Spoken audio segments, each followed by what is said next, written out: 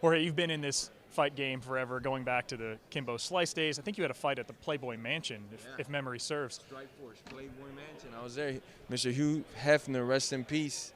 Got to see me live kicking ass. Mr. Trump got to see me live kick. I've had some badasses watching me kick some ass.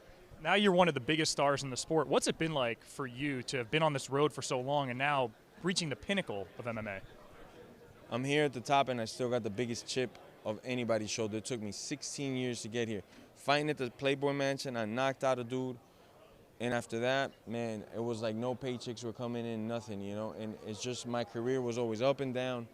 Money, promotions, all types of things, not being able to get a fight. So it's taken me a while to get here. Now that I'm here, people think, oh, man, he's got a scout line, he's got this, that, he's going to get soft. Nah, I'm taking over. I'm getting everything possible that there is to get. Every single belt, every soul that there is to snatch up, I'm taking it with me. And that's because, man, they made me work too hard to get here. I should have been here a while ago. So for you, what's the worst part of being in the mainstream? I can't go to supermarkets. Me and my daughter, if we go to the movies, it's tough. We got to be like dodging. And we've turned it into a game, you know, because she hates people coming up to me. She doesn't like it. So that's one of the tougher parts, you know. Yeah. I'm sure asking about future fights isn't exactly enjoyable, but I'd be remiss if I didn't mention Usman on Joe Rogan, I believe a couple days ago, said Jorge's next. He's the guy Dana wants. What's your reaction to that? What could prevent that from being your next fight? Well, not that it would prevent, it would just postpone would be the Conor fight. But Conor's people and Conor, they're not too inclined to taking this fight. Can't blame them. Go do your thing. But Usman's gonna get baptized, man. You know, I don't really like this individual, so why not get paid and F up somebody I don't like? How are you doing physically? You fought 3 times in 2019, last one being against Diaz. Oh, I'm good. I'm good. I had some hand injuries. The stem cells got in me almost to 100%. Come April, we're ready to go. May, June, July, the tiger's out of the cage. I'm hurting somebody.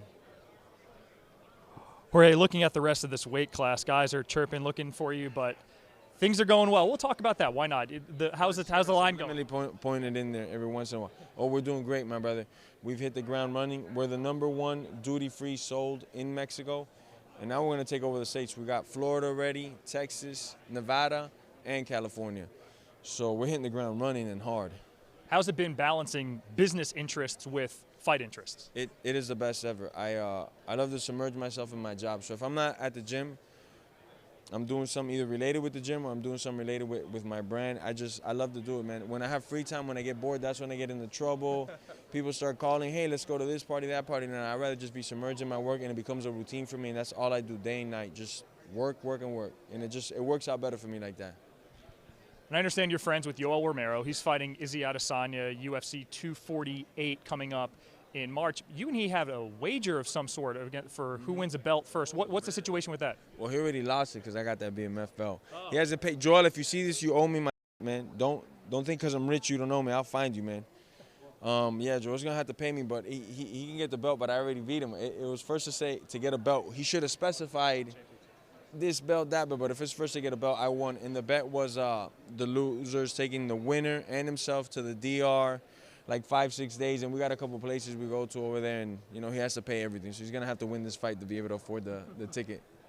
How's he looked so far from your vantage point as he readies to fight Adesanya? Oh, he's ready, man. This is a good training camp for him. His mind is right, and it's been right for over a period of time. Before the Izzy fight, he was already getting in shape. He had a very bitter mouth about his last fight, and I understood him because I thought he wanted it as well. And Joel a lot of times he fights and takes a couple weeks off. After that fight, he was just back in the gym, hungry as ever. We're going to see how much better condition he is for this fight, better than any other fight, because he's been in a training camp for so long, and his mind hasn't gotten away. You know, he's just been hungry, and I think maybe that decision loss, might have been good in hindsight, because the fire that he's coming in with this fight, it's good. I like what I'm seeing.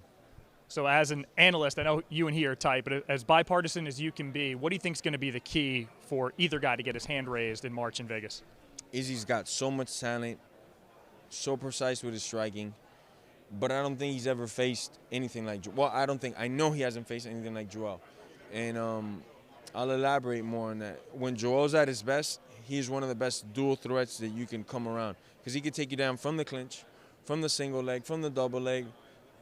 He could grab your ankle, make you do a backflip, and any one of his hands can end your face. Forget about the knees. If he touches you with a knee or an elbow, you're going to a place for a long time that's not good. You might wake up in the recovery bed. We've seen him do it often. So Joel's one of those few guys that could grapple at such a high level and at any moment end the fight. There's not many guys like that. Obviously, Izzy's younger, great conditioning, master of the stand-up. He has great reach, and he can dictate the pace very well, his style. You know, he could even get guys to slow down, not throw as much. And while he's taking them off because of his feints, his movements, his rhythm, you know, I think it's going to be an amazing fight. Obviously, I'm biased in this one. I'm going with my boy Joel. But Izzy's one of the best guys I've seen in a while at 85. Last question from me. Romero won a world gold wrestling championship 20 years ago. How have you seen him evolve as a mixed martial artist as he's entered into his 40s?